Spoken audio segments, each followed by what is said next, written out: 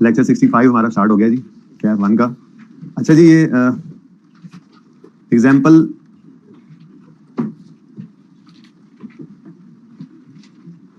1 में तो कुछ नहीं बचा था ना, ये सारे करवा दिए थे। एग्जाम्पल 2 हो गई थी, 3 भी करवा दी थी, 4 अनोखी वाली भी करवा दी थी, एक एडजस्टमेंट अनोखी थी, ऐसा ही है, 5 हो गया था।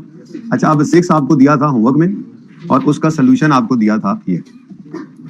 इसमें कोई मसला है तो बताएं, ये कितने बच्चों की सब सही थी?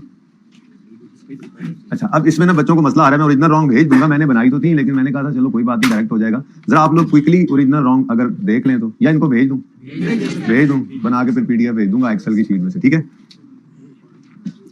बहरहाल ये मैंने वैसे आपके सामने करने के लिए रखी तो थी, लेकिन अब आपने जो है वो मांग ही लिया ओरिजिनल रॉन्ग, तो ठीक है। ये रेक्टिफाइंग एंट्रीज है, ये तो आपके पास सोल्यूशन में मौजूद है, ठीक है। कितने बच्चों की ये एग्जाम्पल सारी ओके है? कितने बच्चों ने ये सारी एग्जाम्पल की है? इस सोल्यूशन से मैच भी हो गई? हाथ खड़ा करें। किसने ये नहीं की, मैच नहीं हुई? कौन कौन सी एडजस्टमेंट में मसला है, जल्दी से बताएं। 1 2 मैंने खुद करवा दी थी, बोले आ जाए जरा यार। किसने इनको अटेम्प्ट ही नहीं किया जी? ऊंचा बोले भाई, क्या कह रहे हो भाई, ये क्या कह रहे हैं? किसकी समझ नहीं है बेटा? कल करने बैठे हैं बेटा, नहीं पेपर्स के बाद कर लेना। कल क्या करना था करके बेटा, जब कहा था उस वक्त करना था ना, ठीक है ओके जी। बेटा एग्जाम्पल 6 पे आ जाए जी। एग्जाम्पल 6 में पहली एडजस्टमेंट मैंने आपको करवाई थी। आ जाए सारे, आ जाए, यही करते हैं फिर, रहने दें, क्या करना है आगे, आ जाए सारे। एग्जाम्पल 6 ओपन हो गई जी, मौजूद है सारे इस पे भाई, मैं क्लास से बात कर रहा हूँ। एग्जाम्पल 6 ओपन हो गई सबकी, पहली एडजस्टमेंट पढ़े, ये हैंड आउट है बेटा, हंसने की बात नहीं है। काम का दिमाग खराब किया सवेरे सवेरे। Goods invoice at 4600 were returned by customer, क्या ओरिजिनल एंट्री है इसकी? बोले अब सारा करके आगे जाएंगे जी। गुड इनवॉइस जो हुई थी 4600 की, यानी इनवॉइस 4600 की बनी थी, सेलिंग प्राइस होगी ना 4600 की इनवॉइस बनती है, वो रिटर्न करती कस्टमर ने, तो एंट्री बनती है cell return debit debtor credit. वो कहता है इसको हमने एंटर कर दिया परचेज डे बुक में और वहां से क्रेडिटर अकाउंट में, और वो भी 6400 पर। अब इधर देखें जी, original entry sale return debit debtor credit होना चाहिए था 4.6 से, कर दिया परचेजेस को डेबिट। अब वो कह रहा है it was entered in purchase book and posted from there to creditor account, तो उसने परचेजेस को डेबिट किया और क्रेडिटर को क्रेडिट किया। क्रेडिटर को किस अमाउंट से क्रेडिट कर दिया जी? 6.4 से, उसने बताया। अब वो तो बात वही चल रही थी, 4600 रिटर्न थी, ये एंटर हुई परचेज डे बुक में, it was entered in purchase book and posted from there to creditor account as 6400। तो ये मैंने पहली एडजस्टमेंट करवा दी थी इसकी, और बाकी होमवर्क में दी थी, बल्कि दूसरी भी करवा दी थी, लेकिन चले खैर। अब ये ओरिजिनल और रॉन्ग आपके सामने, ठीक है, ये ओरिजिनल एंट्रीज है और ये डन बाय अकाउंटेंट है। एक भाई कह रहे हैं मैंने कल ये करने की कोशिश की, मतलब मैंने कहा कि अभी भी क्या जरूरत है, पेपर्स के बाद ही कर लेते। आपके लिए आसानी पैदा की, आपने कहा चलो ठीक है, बस जिस चीज का सोल्यूशन नहीं वो हम क्यों करें। अब सवाल सारे हो गए टूट के, ठीक है चलें जी। अब बताओ जी, सेल डेबिट होना था, नहीं हुआ, करें। डेटर क्रेडिट होना था, नहीं हुआ, करें। ये जिस भी तरतीब से कर ले कोई बात नहीं, बस डेबिट से एक तरफ रखा करें, क्रेडिट एक तरफ रखा करें, जो तरतीब मर्जी हो जाए रेक्टिफाइंग एंट्री में। परचेजेस डेबिट होना चाहिए था, नहीं, गलत डेबिट हुआ तो सही करने के लिए क्रेडिट करें, और क्रेडिटर क्रेडिट नहीं होना चाहिए था तो गलत क्रेडिट हो गया तो डेबिट कर दें। अब ये एंट्री की 4 चीजें सही कर ली, बैलेंसिंग फिगर कहां फेंक दी? ये आपके सोल्यूशन के अंदर, ये मैंने डायरेक्ट रेक्टिफाइंग एंट्री की जी। को मसला इस एडजस्टमेंट में है तो बताएं, क्वेश्चन हो तो पूछ लीजिएगा ना, ठीक है। अभी आप आज का दिन मेरे ख्याल में मेरे सारे वो मैगजीन भरा हुआ जाया हो जाएगा जो मैं भर के आया था, क्योंकि आप लोगों ने एग्जांपल 6 7 सोल्यूशन देने के बावजूद पूछा नहीं फलां एडजस्टमेंट में मसला है, पूछना तो चाहिए ना। वैसे कितने बच्चों ने मुकम्मल कर ली थी? मुकम्मल की थी अपने तरफ से, गलत सलत जैसे भी मुकम्मल की, ओके। अब आप पीछे करें, कितनों का सारा सोल्यूशन मैच कर गया था? एक के अलावा, अच्छा चले ठीक है, चले अब वो एक भी आ ही जाएगी, बाकी भी आप सारी करेंगे। नेक्स्ट है जी, a cheque of 8000 received from a customer was not posted to his ledger account. पहली बात, वाज नॉट तो गलती है ना, चेक कस्टमर से आया तो उसकी एंट्री क्या होनी चाहिए? Bank debit debtor credit. Cash कर ले, मैंने बैंक कैश लिख दिया रॉन्ग एंट्री में, चले खैर माजरत चाहता हूं, ठीक है, इसका फर्क कोई नहीं पड़ता, मैंने उसे ध्यान नहीं दिया, कैश या बैंक होता है, तो चेक आया तो बैंक होना चाहिए, ठीक है ओके। अच्छा, अब वो कहता है इस 8 रुपए के चेक को हमने उसके अकाउंट में नहीं पोस्ट किया, यानी डेटर क्रेडिट नहीं किया, कैश तो डेबिट हो गया ना, कैश की गलती तो अकाउंटेंट करता भी नहीं है। फिर सादा सी बात है, चेक रिसीव हुआ है 8000 का जो कस्टमर से, उसको उसके अकाउंट में पोस्ट नहीं किया, मतलब डेटर क्रेडिट नहीं किया, कैश के बारे में खामोश है तो वो डेबिट हो गया, तो सही है। आगे और भी बात करें, moreover corresponding sale invoice और 12000, जो उस डेटर से 8 आया ना, 12 की सेल की होगी, अभी 8 आएगा, 4 फिर आ जाएगा, तो जो उसकी सेल इनवॉइस थी वो 12000 की थी, वो इनकरेक्टली पास की है सेल डे बुक से, ओ यानी कि सेल डे बुक से पास हो गई, पास एंट्री सेल डे बुक से ही पास गलत हुई है, मतलब पूरी एंट्री, जब ये यूं बोलता है ना कि एंट्री पास थ्रू बुक्स, तो उसका मतलब डबल एंट्री ही गलत होगी। तो उसने क्या करना था, 12000 की डेटर डेबिट सेल क्रेडिट की एंट्री करनी थी, वो उसने 2 से की है। डेटर डेबिट सेल क्रेडिट 12 से होना चाहिए था, वो उसने 2 से किया, तो भाई सही है, अब ये आप पहले भी कर सकते थे, यानी कि ये एंट्री पहले लिख लेते, आप कहते जी ये सेल हुई थी 12,000 की, 12,000 की सेल हुई थी, उससे 8 आया है। नहीं बेटा देखो ना, incorrectly the sale invoice was incorrectly passed through, journal entry pass कर दी ना उसने, डबल एंट्री इसका मतलब होता है डबल एंट्री। जब भी कभी आप कोई, अभी आगे भी आएंगी एडजस्टमेंट इंशाल्लाह, टेंशन ना ले। Pass through sale day book, entry pass through sale day book as 2000, ये नहीं उसने कहा कि entered in sale day book as 2000 और चुप कर गया या कह रहा है डेटर में कुछ और है, तो डबल एंट्री पास हो गई है। ठीक है, अब ये करेक्शन करनी है, पहले इसको ओरिजिनल रॉन्ग को देख लें, समझ आती है इस बात की, ओरिजिनल रॉन्ग देखा करें, करेक्शन वहीं पे देख लेते हैं, ये आपकी वर्किंग चल रही है जी। कहता है जी सेल इनवॉइस थी 12,000 की, वो pass through sale day book as 2000। दूसरा, कैश रिसीव्ड फ्रॉम, उस कस्टमर का कैश रिसीव हुआ था जिसकी एंट्री कैश डेबिट क्रेडिट 8 से होनी चाहिए थी, वो उसके अकाउंट में पोस्ट नहीं हुई, तो ये रॉन्ग एंट्री आ गई। ये समझ आता है? अब रेक्टिफाइंग एंट्री करें, ओरिजिनल रॉन्ग, जो लोग चेक कर रहे हैं ओरिजिनल रॉन्ग साथ किया ही होगा उन्होंने, वो यहाँ से चेक करते जाए, और जिनका वो चेंज आ रहा हो तो उसको फौरन नोट भी कर सकते हैं। इसको देख ले, कोई मसला है तो पूछ ले मुझसे। ये बस मैं आपके इधर इस एक्सेल वाली शीट में सिर्फ ओरिजिनल रॉन्ग आपके सामने होगा। ठीक है, एक काम करता हूँ ना,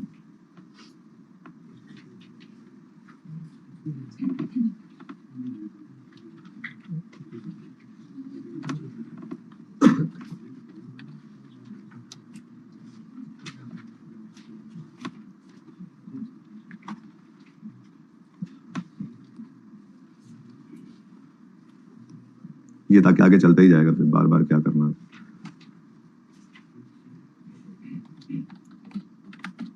डन साइड भाई, ये देख लें आप एंट्री, तब तक मैं अपना काम करता हूँ, आप देख लें इस एंट्री को। कोई सवाल है तो पूछ लें, सवाल आपने पूछना बेटा, कोई दौड़ की जरूरत नहीं है मुझे। ठीक है, समझ आ रही है तो चलेंगे आगे, नहीं तो नहीं चलेंगे।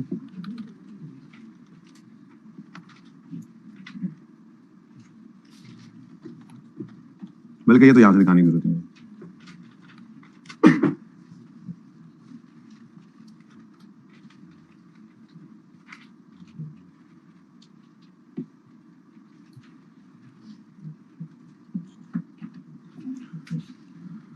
ऊपर वाला कर रहा है, ले जी, अब ये साथ साथ रहेगा, चलें जी। अच्छा, अब original entry, original entry number 2 adjustment, original entry और डन बाय अकाउंटेंट, जरा देख लीजिए इसको, ये रखेंगे अब हम अपना फॉर्मेट। ठीक है जी, जी बच्चों, ओरिजिनल एंट्री और होना क्या चाहिए था, और डन बाय अकाउंटेंट क्या हुआ है। ठीक है, कोई मसला है तो पूछ लें, इसमें एडजस्टमेंट पढ़ें, जल्दी से देख लें। चलें आगे, जाग रहे हैं, रजाइयों से निकल चुके हैं, क्लास में पहुंच चुके हैं, बस कर दें। अब कैश डेबिट होना था, हो गया, कुछ ना करें। डेटर क्रेडिट होना था, नहीं हुआ, बल्कि नेट ही कर दें इसको। डेटर क्रेडिट होना था 8 से और डेबिट होना था 12 से, तो मतलब नेट करें तो डेटर डेबिट होना था 4 से, लेकिन डेटर डेबिट हुआ सिर्फ 2 से, तो मजीद 2 से डेटर को क्या कर लें, डेबिट। 12 - 4 - 2 मैंने यहाँ लिखा हुआ। ठीक है, उसके बाद सेल्स क्रेडिट होना था 12 से, सेल क्रेडिट हुआ सिर्फ 2 से, तो फिर 10 से सेल को क्रेडिट कर दें और बैलेंसिंग डाल दें सस्पेंस में। जी, को मसला, ये एडजस्टमेंट सही हुई थी, इसी में मसला आया था, इसी में मसला था जी। चलें ठीक, ओके, चलें आगे, नेक्स्ट एडजस्टमेंट। अब purchase of 15,100 was entered in purchase day book, purchase day book में 1500, अब यहाँ चुप कर जाता तो फिर कोई और सोचते, लेकिन साथ ही उसने बता दी। और सप्लायर के अकाउंट यानी क्रेडिटर अकाउंट में कहाँ कितना चला गया। अब परचेज है कितनी, तो एंट्री बोलो, परचेज डे बुक वाली एंट्री तो क्रेडिट परचेज होगी ना, होना चाहिए था creditor debit, purchases debit creditor कितने से, 15,100 से। ठहरो एक minute, credit purchases debit creditor credit 15,100 से होना चाहिए था। कहता है ये परचेज डे बुक में 1500 से डेबिट हुआ और क्रेडिटर में 5100 से। माशाल्लाह, परचेजेस 1500 से, क्रेडिटर 5100 से, 1000 में मैंने सवाल किया हुआ। ठीक है, अब होना चाहिए था परचेजेस 15.1 से डेबिट, 1.5 से डेबिट हो गया, तो फिर कुछ मजीद डेबिट करना पड़ेगा, दोनों का डिफरेंस लो। 13,600 से 13.6 से परचेजेस को डेबिट कर ले, रेक्टिफाइंग एंट्री, आपका सोल्यूशन जो आपके पास था। फिर क्रेडिट होना था 15.1 से, 5.1 से क्रेडिट हो गया, तो मजीद क्रेडिट करना पड़ेगा, कितने से, 10 से, तो ये 10 से क्रेडिटर क्रेडिट हो गया, तो फिर बैलेंसिंग फिगर सस्पेंस में। जी, कोई मसला, किसी को मसला, आगे चलूं, आज बस हम एंजॉयमेंट करेंगे। ठीक है जी, नंबर 4 जी। अब ये काफी सारे सवाल हैं जो इकट्ठे होते जा रहे हैं सॉल्व ना। ठीक है, बहुत सारे सवाल हैं, बस उसमें मैंने डेट्स चेंज कर दी, कहीं पे कोई आगे पीछे फिगर करनी पड़ी, वो मैंने कर ली थी, पर ट्रांजैक्शन तो वही होगी ना, फिगर तो बदलती रहती है, पर्चे में भी फिगर तो चेंज ही होगी, ट्रांजैक्शन मिलती जुलती होती है। ठीक है जी, वैसे आए थॉट के ये हो जाना चाहिए सोल्यूशन के बाद। वैसे दोबारा हाथ खड़ा कितने बच्चों ने 6 और 7 कंप्लीट की थी अपनी तरफ से, ओके, और कितने बच्चों की आधी ट्रांजैक्शन तो सही थी, पौनी सही थी, यानी तकरीबन सही थी, 70% सही थी, कितने बच्चों की एक भी सही नहीं थी। आप तो आपने शुरू भी कल किया यार, छोड़ो, आपको तो हम करवा रहे हैं, हम है ना जी। गुड्स इनवॉइस्ड एट 23,000, इनवॉइस मतलब बिल बना 23,000 का, वो इनवॉइस हुई और रिटर्न हो गई हामिद खान की तरफ से। अब इसका मतलब इसकी एंट्री होनी थी share return debit, debtor Hamid Khan credit. वो कहता है इसको परचेज डे बुक में, ओए अच्छा वो तो बाद में पहले ओरिजिनल होना क्या चाहिए था, शेयर रिटर्न डेबिट, कितने गया मेरा original wrong, share return debit debtor Hamid 23 से क्रेडिट होना था, ठीक है।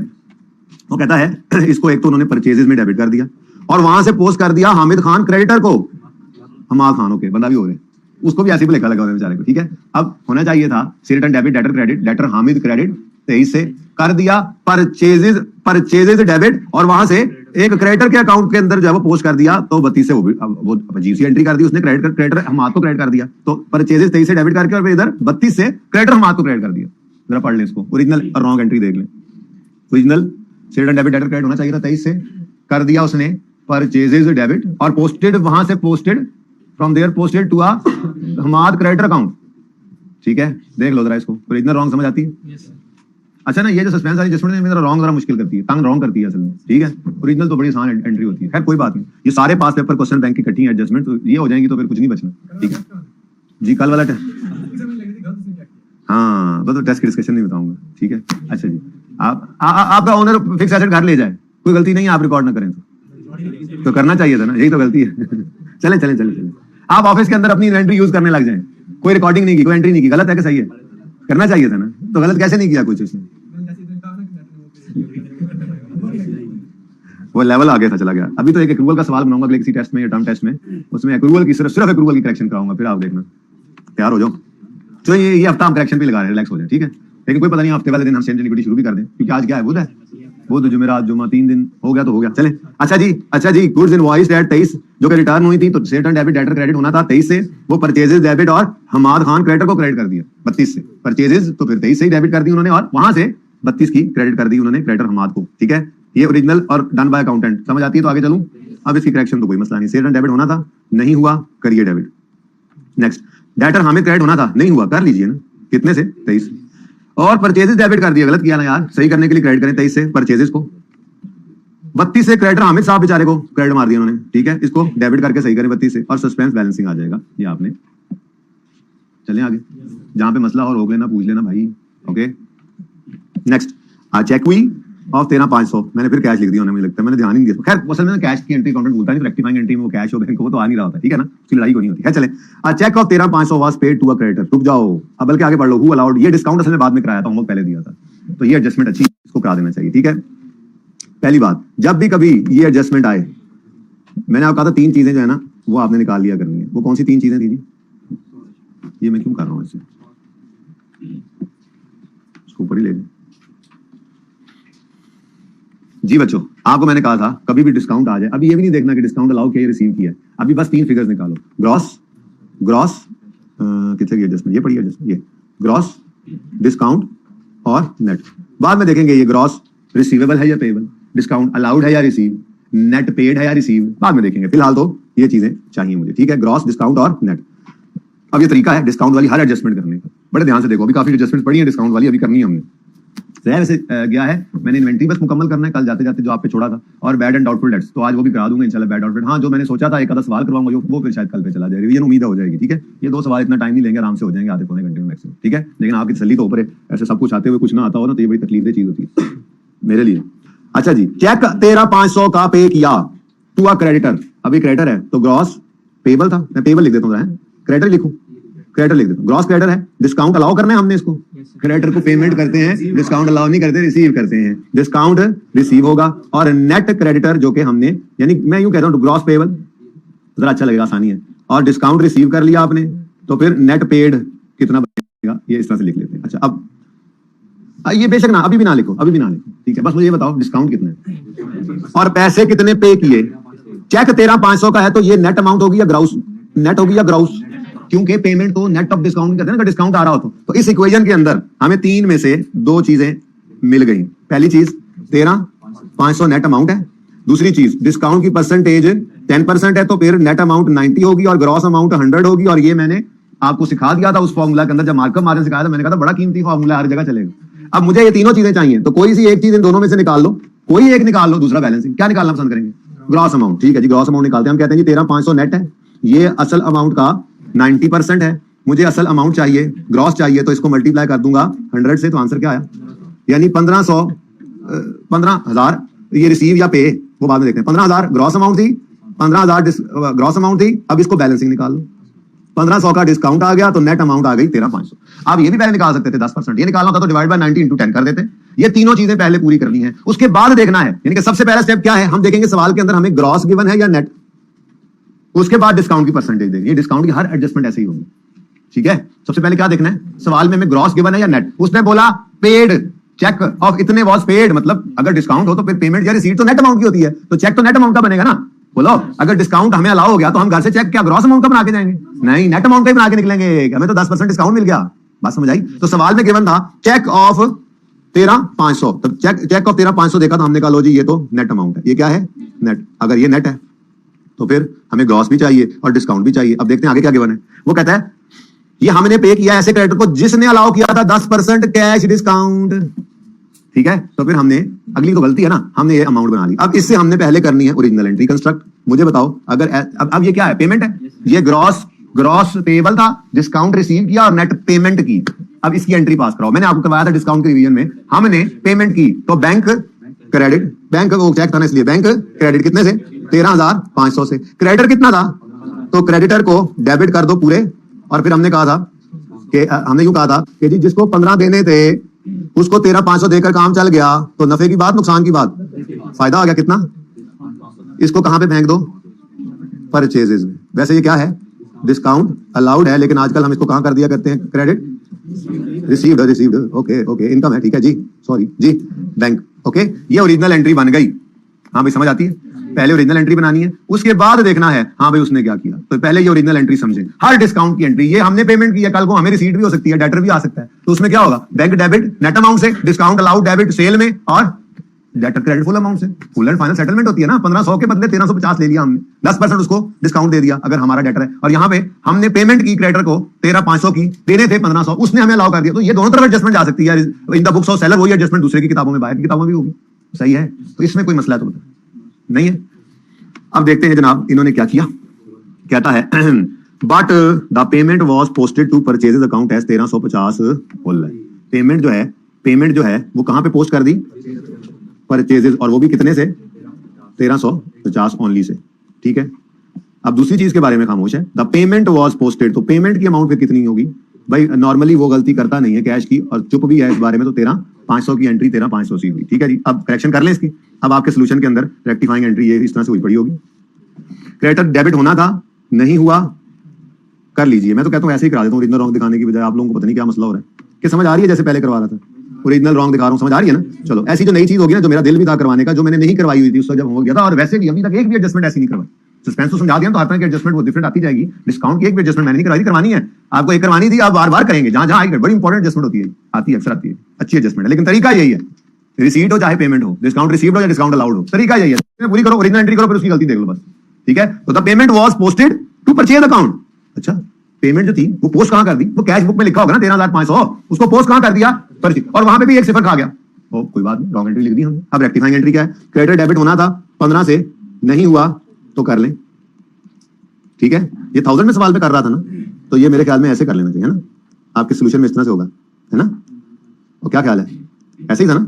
तो 1.35 वो फिर सोल्यूशन ना मैच करना 13 पॉइंट। अच्छा जी, तो क्रेडिटर डेबिट होना था 1500 से, 15,000 से, सॉरी। तो क्रेडिटर डेबिट नहीं हुआ तो कर लें इसको 15 से डेबिट। परचेजेस क्रेडिट होना था 1.5 से, उल्टा परचेजेस डेबिट हो गया 1.35 से। अब जरा ध्यान से देखो, परचेज को क्रेडिट करना था 1.5 से, नहीं हुआ। एक तो ये क्रेडिट करना है, दूसरा परचेज गलत डेबिट भी हुआ पड़ा है, उस गलत डेबिट को सही करने के लिए भी एक क्रेडिट पड़ेगा, ठीक है। तो परचेजेस क्रेडिट करना है जी, 1.5 से नहीं हुआ, कर लें। दूसरा ये गलत डेबिट हो गया, इसको सही करने के लिए भी क्रेडिट कर लें। तो टोटल कितने से जी? 2.85। बैंक क्रेडिट होना था, हो गया। नॉर्मली कैश की एंट्री अकाउंटेंट नहीं भूलता, गलत नहीं करता, ठीक है भाई। एक एडजस्टमेंट में गलत हुआ तो वो भी 3 कॉलम कैश बुक के अंदर वो बेचारे से आगे पीछे हो गया था, वरना कैश की एंट्री अकाउंटेंट नहीं भूलता, ठीक है, वो नहीं भूलता, कभी भी नहीं भूलता। तो परचेजेस क्रेडिट 2.85 से। अब सस्पेंस को बैलेंसिंग फिगर डाल दें, कितनी आती है? 12 पॉइंट। यही थी आपके सोल्यूशन के अंदर कि मैं कोई और नमी कट दी है? नहीं, मैं दिखा देता हूँ, ये देखें जी। क्रेडिटर डेबिट 15 से, परचेजेस क्रेडिट 2.85 से 12.15 से सस्पेंस क्रेडिट। तो देखो तरतीब कोई भी हो, यहाँ पे और तरतीब थी, अभी मैंने आपको और तरतीब लगा दी, कोई मसला नहीं है, कोई मसला नहीं। हाँ बस ये अच्छा नहीं लगता कि आपने ये डेबिट पहले लिखा हुआ हो, सबसे ऊपर डेबिट आ रहा हो, फिर इधर सबसे ऊपर क्रेडिट आ रहा हो, फिर डेबिट आ जाए, फिर क्रेडिट आ जाए, रेक्टिफाइंग एंट्री, मुनासिब नहीं लगता। डेबिट से एक तरफ, क्रेडिट से एक तरफ रख लेना, बाकी खैर है, बाकी जो पहले कर लो, ठीक है। तो एहतियातन मैंने कहा था एक लाइन छोड़ के एंट्री शुरू किया करो रेक्टिफाइंग, बाद में एंड में जाके कोई चीज डेबिट वाली निकल आती है, आप दरमियान जगह भी नहीं छोड़ी तो ऊपर टॉप पे लिख देना, बस सही है। जी बेटा, जी बेटा बोलो। नहीं, कब खामोश है बेटा? The payment was posted to creditor account लिखा हुआ नहीं, पेमेंट तो बैंक से क्रेडिट हुई, इसमें कहां सवाल आया बेटा? पेमेंट का मतलब क्या है? बैंक या कैश क्रेडिट हो गया। ये क्रेडिट जो कैश बुक में पड़ा था, याद आ रहा है? बुक्स ऑफ प्राइम एंट्री दिखाता हूं जाके, एक मिनट, उसके लिए मैं दोबारा एक और फाइल खोलनी पड़ेगी, खोल लेते हैं, कोई मसला नहीं। आज ऐसे ही से ये देखे ना बेटा, मैंने बुक्स ऑफ प्राइम एंट्री जब रिवाइज कराया था, किधर रिवाइज कराया था, ये देखो, मैंने कहा था कि ये cash book books of prime entry में पड़ी है। पेमेंट असल में वो डेटर था ना, क्रेडिटर आ गया सब सवाल में, खैर चलें। पेमेंट इधर रिकॉर्ड होती है, फिर वहां से पोस्ट होती है क्रेडिटर या डेटर में। रिसीट थी तो पोस्ट होनी थी डेटर में, पेमेंट है तो पोस्ट होती है क्रेडिट में। अब वो क्या कह रहा है? बट द पेमेंट, अब पेमेंट कैश की गलती तो नहीं कर रहा, क्या उसने कहा है कैश गलत रॉन्ग एंटर हुआ है? नहीं, पेमेंट जो क्रेडिट हुआ 13,500 का, वो डेबिट होना चाहिए था। कहां पेमेंट किसको किया है? पेमेंट किसको किया है? तो क्रेडिट है, ये पेमेंट डेबिट होना चाहिए थी, पोस्ट होना चाहिए थी कहां?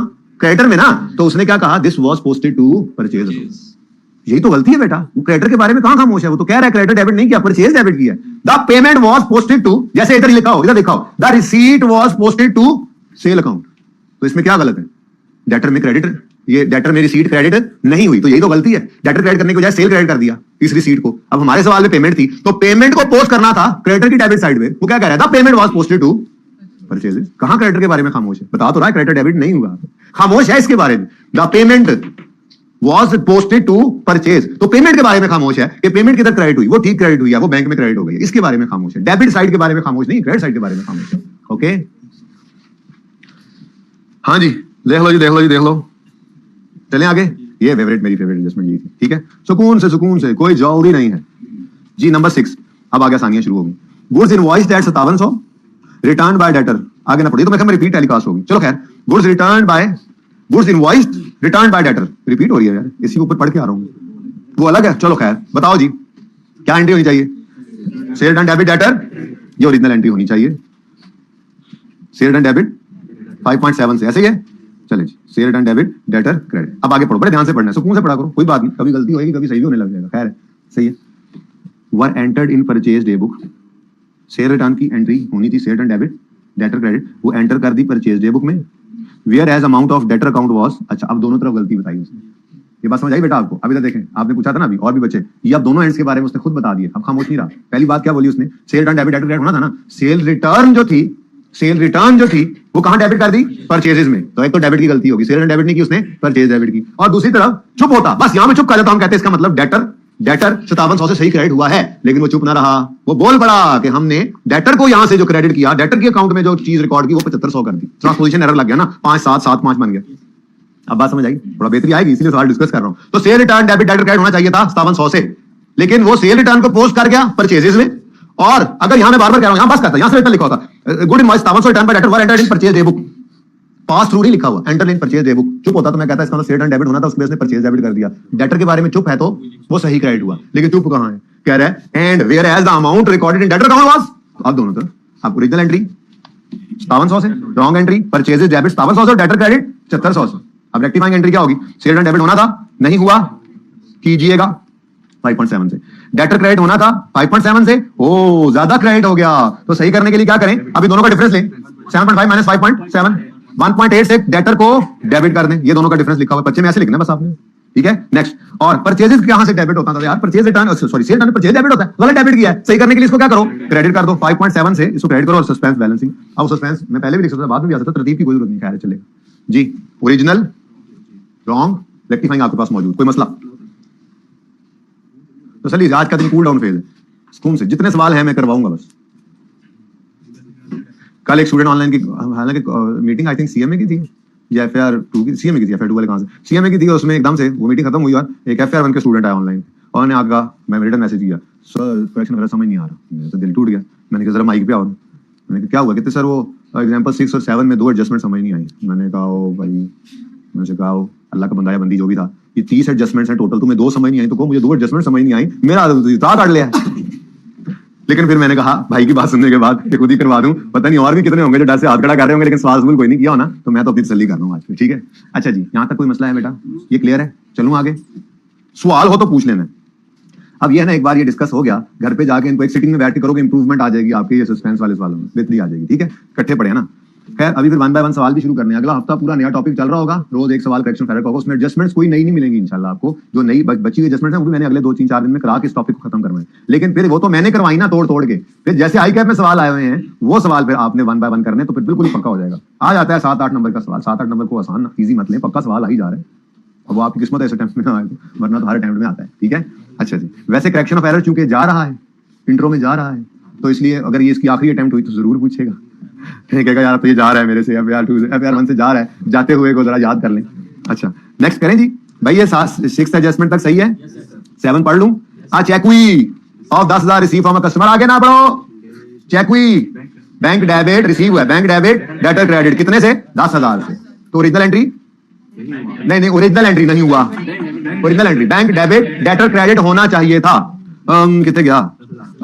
Has not been posted to his ledger, मतलब डेटर क्रेडिट। अच्छा बैंक के बारे में खामोश है बेटा जी, बैंक के बारे में खामोश है बेटा, बैंक के बारे में खामोश है, बैंक के बारे में खामोश है, सही है। ठीक है, तो debtor debit bank debit debtor credit होना था, बैंक डेबिट हो गया, डेटर क्रेडिट नहीं। सही है, समझ आई बात की? तो ओरिजिनल एंट्री बैंक, मैंने यहाँ कैश लिख दिया, मुझे माफ कर दीजिएगा, पता नहीं किधर टूट गया, छोड़ो यार, मिट्टी पाओ, हाँ जी गुजारा करो। डेटर डेबिट यूं कर लेते हैं ना, यूं कर लेते हैं, सॉरी, और मैंने असल में ओरिजिनल रॉन्ग दिखाई थी, मैं बस करता गया, कैश करता गया, पैसे आए, ठीक है चलो। बैंक डेबिट डेटर क्रेडिट होना था, बैंक डेबिट हो गया और कुछ ना हुआ, तो भाई जो डेबिट होना था वो हो गया, कुछ ना कीजिए। डेटर क्रेडिट होना था, नहीं हुआ, कीजिए, और सस्पेंस को डेबिट, तो एंट्री बन गई सस्पेंस डेबिट डेटर। कोई मसाला? अगली एडजस्टमेंट, अब आगे आसान एडजस्टमेंट शुरू हो गई है। Next is the heat and light expense account has been credited with cash पे।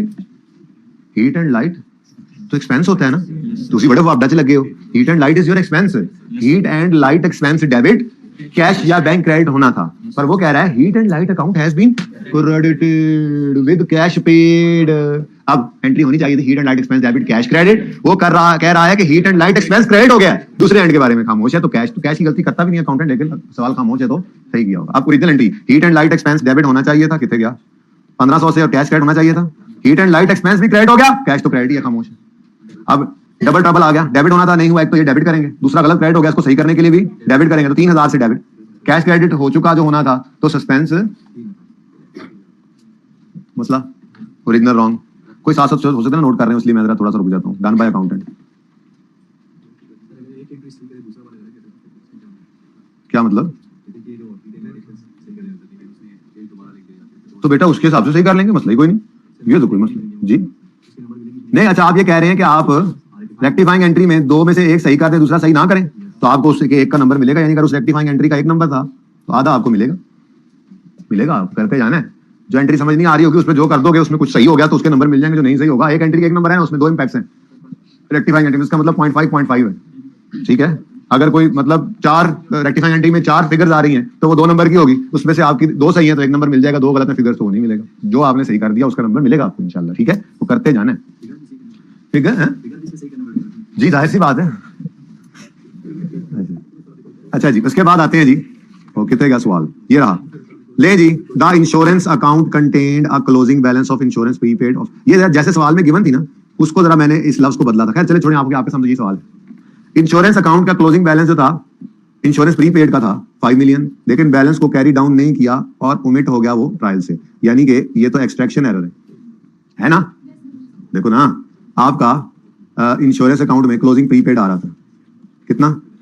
5, ये क्लोजिंग प्रीपेड जो था, क्लोजिंग बैलेंस जो था, ये कैरी डाउन नहीं हुआ और ट्रायल में नहीं आया, तो इस वजह से तो सस्पेंस ही क्रिएट होता था। ऐसे ही है ना, एक चीज यहाँ आनी थी, नहीं आई, लेकिन कोई डबल एंट्री का मसला नहीं है। ये याद है एक्सट्रैक्शन एरर, 2 एरर थे, एक बैलेंसिंग एरर, लेजर का ओपनिंग गलत हो जाता था किसी भी तरह से, गलत साइड पे लिख दिया, गलत अमाउंट से लिख दिया, तो उससे क्लोजिंग गलत हो जाता था, लेकिन एंट्री सिर्फ सस्पेंस को पड़ती थी। और दूसरी गलती बताई थी आपको, याद नहीं है? जाऊं जरा, याद आ रहा है? एक्सट्रैक्शन एरर में भी ऐसे ही था, आपने ये देखना है कि क्या चीज मिस हुई, कोई डेबिट था, वो डेबिट नहीं हुआ, वहां नहीं पहुंचा तो डेबिट कर लो, दूसरा इंपैक्ट सस्पेंस को, डेबिट होना था, कम हुआ तो जितने से कम हुआ वो डेबिट करके सस्पेंस कर दो। डेबिट होना था, क्रेडिट हो गया, तो सही करने के लिए डेबिट भी करना है, जो नहीं हुआ यानी डबल ट्रबल। यानी कि आपने ये सोचना है सिंगल इंपैक्ट कि इस चीज का जो एक्सट्रैक्ट होकर ट्रायल में नहीं पहुंची इसका क्या असर पड़ा है। डेबिट ज्यादा हो गया, डेबिट कम हो गया, जो ज्यादा कम हुआ उसको सही करो, दूसरा इंपैक्ट सस्पेंस में। अब 5 मिलियन का एक डेबिट बैलेंस था जो यहां पर नहीं लाए, तो एक डेबिट होने से रह गया, बोलो तो आप डेबिट कर लो, प्रीपेड इंश्योरेंस डेबिट और सस्पेंस क्रेडिट। तो ये तो कोई ओरिजिनल रॉन्ग एंट्री नहीं होती इसकी, ये देखें ये खाली है, ये खाली है, और रेक्टिफाइंग एंट्री सीधी insurance prepaid debit, prepaid insurance debit और सस्पेंस क्रेडिट। कोई मसला? आसान एडजस्टमेंट। चलें आगे, जाओ इधर मेरे पास आ जाओ, कहां जाने, इधर आओ।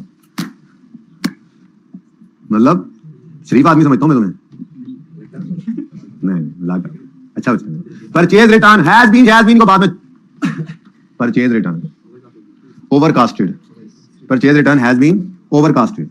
अब गलती क्या है? कास्टिंग का एरर है। अब कास्टिंग का एरर है और आपको मैंने थोड़ी सी यहां से इंफॉर्मेशन दी थी।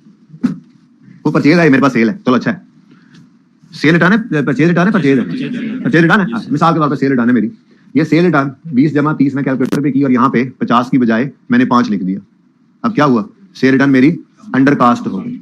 अब दो सिचुएशंस हैं। Situation 1, control accounts are maintained. अगर ऐसा है तो फिर ये 5 की एंट्री पड़ी है डेटर में भी गलत और सेल रिटर्न में भी गलत, तो मैं दोनों में सही करूंगा। और अगर सवाल ये कह दे control accounts are not maintained, तो इसका मतलब ये कास्टिंग का एरर सिर्फ सेल रिटर्न में हुआ है, क्योंकि हम तो इंडिविजुअली हर एंट्री पे ये मैंने कहा था, ये उठ के इधर आ जाते हैं, समझो रफ में नहीं पड़े होते, बस यही लेजर्स हैं, तो हम इंडिविजुअली तो सही कर रहे होते हैं, कास्टिंग तो कहीं नहीं जाती इन लेजर्स में, वो तो सिर्फ यहां से उठाकर सेल रिटर्न के लेजर में एंड में लिखते हैं।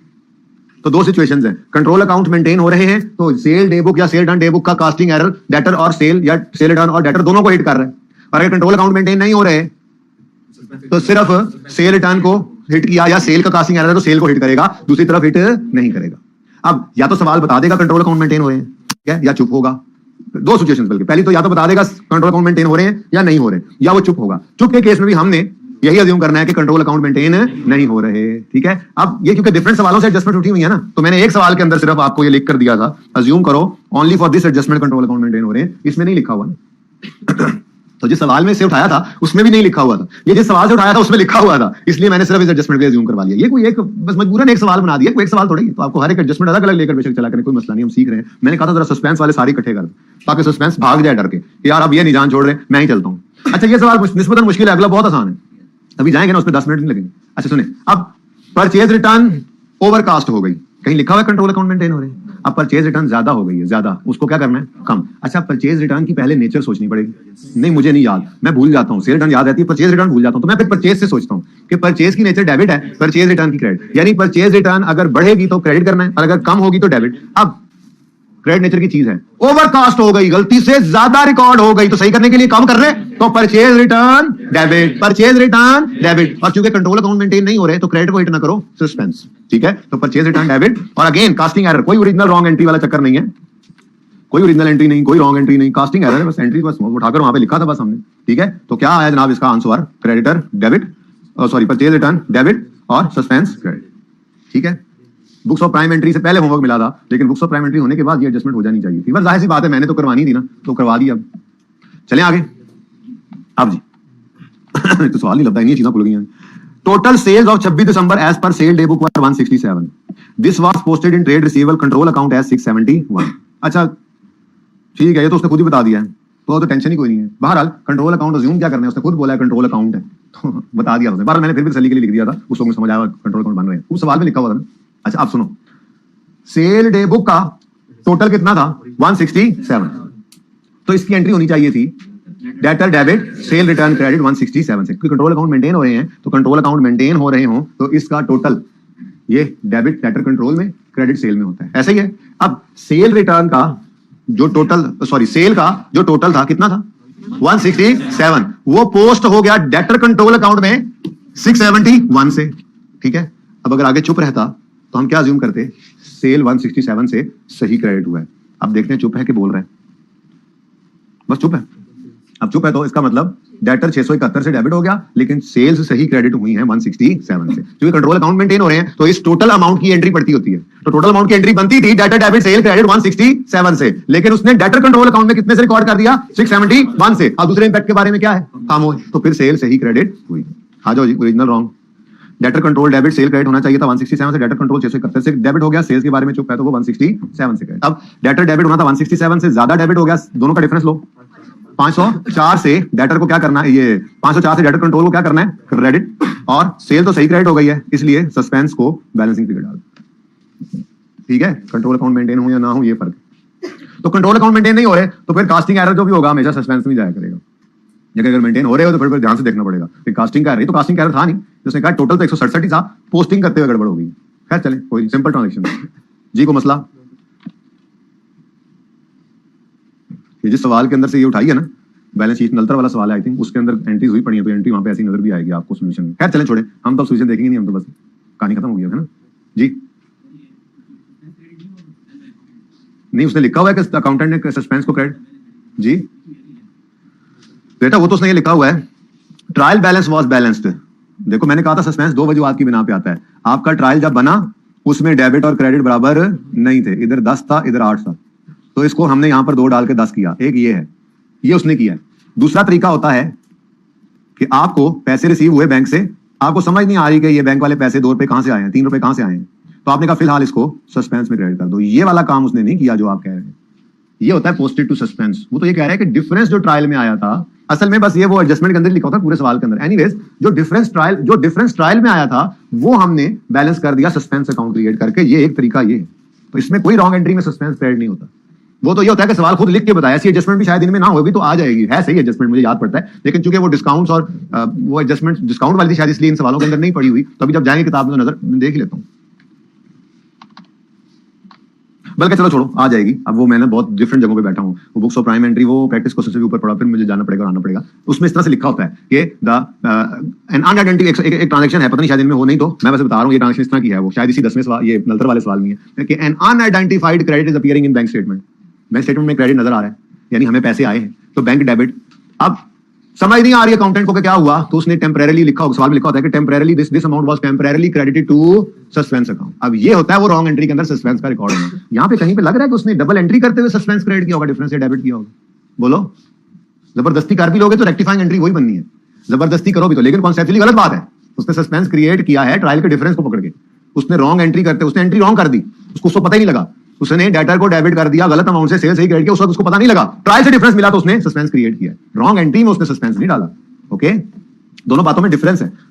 सस्पेंस क्यों क्रिएट होता है, जिसने सस्पेंस पढ़ाया था थोड़ी सी थ्योरी पढ़ने के लिए दी थी, कहां पढ़ी होनी है, किसने पढ़ी थी, ये बात दोनों ऑप्शंस थे। ठीक है, तो दोनों ऑप्शन में से आपको ये वाला नहीं लगना चाहिए, इसमें ऐसी कोई बात नहीं है। पर देखो बड़ा क्लियर लिखा हुआ है, trial balance was balanced by taking difference to the suspense account. ये कोई डबल एंट्री नहीं होती। डबल एंट्री में सस्पेंस ये होता है कि हमें समझ नहीं आ रही है डेबिट पड़ा है तो इसका क्रेडिट कहां जाना है, हमें समझ नहीं आ रही है क्रेडिट पड़ा है इसका डेबिट कहां जाना है, तो आर्जी तौर पे वो दूसरे पे सस्पेंस में खुद अकाउंटेंट डाल देता है। ऐसा सवाल खुद बताएगा, बोल तो दो, कुकू बन के बैठे हो तो मैं 10वीं बार ही बता दूंगा। सही है, अच्छा जी। आ सब total of 234 was carried forward. अच्छा, परचेज डे बुक है ना, मैंने कहा था रजिस्टर होता है ना, ठीक है, तो एक सफा नंबर 2, सफा नंबर 3, ऐसे सफे चलते जा रहे हैं। ठीक है, अब वो कह रहा है एक सब टोटल था, लेट्स से इस सफे का टोटल है 234, ये सब टोटल अगले सफे में ब्रॉड डाउन बनता है ना, सफा अगला खुलेगा तो वो कर देते होता है, ये कैरिड आउट अगले सफे ब्रॉड डाउन कर लिया ताकि आगे टोटलिंग चल सके, कंटिन्यू हो सके। ठीक है, एक सफे के बाद ट्रांजैक्शंस पूरी नहीं आई तो अगले सफे में चली जाएंगे ना, परचेज सेल अगर बहुत सारे ट्रांजैक्शंस हैं तो बोलो दूसरा तीसरा चौथा पांचवा 10 सफे भी हो सकते हैं, तो हर सफे का क्लोजिंग अगले में उठा के रखना ही होता है। तो डे बुक का 234 का सब टोटल था, वो परचेज डे बुक था। ये कौन सी बुक है जी, परचेज डे बुक। तो परचेज डे बुक में 234 का एक सब टोटल था, अगले सफे लिखते हुए गलती से भाईजान ने 432 लिख दिया, तो भाई परचेजेस है ना, परचेजेस ये गलती से ओवरस्टेट हो गई। ठीक है, अब कंट्रोल अकाउंट्स मेंटेन नहीं हो रहे, तो इसका मतलब क्या हुआ, इसका मतलब ये हुआ कि जैसे सेल रिटर्न के पिछले सफे का टोटल था, यहां पर जो लाना था, ये लेट्स से ये ओपनिंग है, लेट्स से ये 100, असल में ये था 10, इधर लिखते हुए 100 कर दिया, तो इसका मतलब सेल्स की फिगर क्या हो गई, बढ़ गई। अब कंट्रोल अकाउंट मेंटेन नहीं हो रहे तो डेटर सही पड़े, डेटर ये तो ओपनिंग बैलेंस था पिछले पीरियड का, पिछले सफे का क्लोजिंग, इस सफे का ओपनिंग। ठीक है, तो डेटर तो सही पड़े हैं, सिर्फ ये सेल की फिगर गलत होगी, तो सेल को सही करो सस्पेंस। और अगर कंट्रोल अकाउंट मेंटेन हो रहे होते तो फिर इस ओपनिंग ने इस क्लोजिंग को खराब कर, इस ओपनिंग ने खराब होकर टोटल खराब कर दिया, टोटल से एंट्री होती तो दोनों को सही करना पड़ता। ये फर्क है कंट्रोल अकाउंट मेंटेन हो रहे हैं और नहीं हो रहे हैं के अंदर, इसलिए books of prime entry revise करवाया था, जरूरी था। ठीक है, अब हमारे सवाल में क्या कह रहा है, कंट्रोल अकाउंट मेंटेन नहीं हो रहे, पिछले सफे का क्लोजिंग इस सफे पे आते हुए गलत हो गया, तो उसने डेटर को नहीं छेड़ना, सिर्फ किसको छेड़ देना है, इस पर सेल की फिगर को। ऐसे ही मेरा अगर परचेज डे बुक हो रही है, सेल डे बुक है, मैंने सब एग्जांपल में सेल डे बुक ली थी, अच्छा ज्यादा ट्रांजैक्शन परचेज वाली आ रही है, चलो खैर कोई बात नहीं। अच्छा वहां पे आ रही है और यहाँ पे रिवाइज हो गया, आगे परचेज में तो दोनों हो जाएंगे। अब परचेज डे बुक का टोटल एक सफे का अगले सफे रखते हुए ज्यादा कर दिया गलती से, वो कोई एंट्री तो नहीं होती कि किसी क्रेडिटर में जाएंगे तो सिर्फ एक सफे से उठा के दूसरे सफे पे लिखा था। अब क्या हो गया, उससे परचेजेस ज्यादा हो गई। क्रेडिटर को उसने कोई नहीं कुछ कहना, क्योंकि कंट्रोल अकाउंट मेंटेन नहीं हो रहे कि हमने टोटल से एंट्री करनी हो। ठीक है, तो अब सिंपल सी बात है, वही कास्टिंग एरर जैसा एरर हो गया। परचेजेस 432 नहीं थी, परचेजेस समझो 234 थी ना, 234 को ज्यादा रिकॉर्ड कर गए, तो परचेज ज्यादा रिकॉर्ड होगी, सही करने के लिए क्या करेंगे, कम, तो परचेजेस कर देंगे कम और सस्पेंस को। सही है, तो ओरिजिनल रॉन्ग कोई नहीं है इसमें, ओरिजिनल रॉन्ग कोई नहीं होगी। कितने पे सफा, no original no wrong. Rectifying entry क्या है यार, वो किधर गई, ये रही। तो ये परचेजेस को सही करो और सस्पेंस। ठीक है जी, कोई मसला इन 12 ट्रांजैक्शन में है तो अभी भी पूछ लें, मैं इधर ही हूं। कोई एक ट्रांजैक्शन परेशान कर रही है।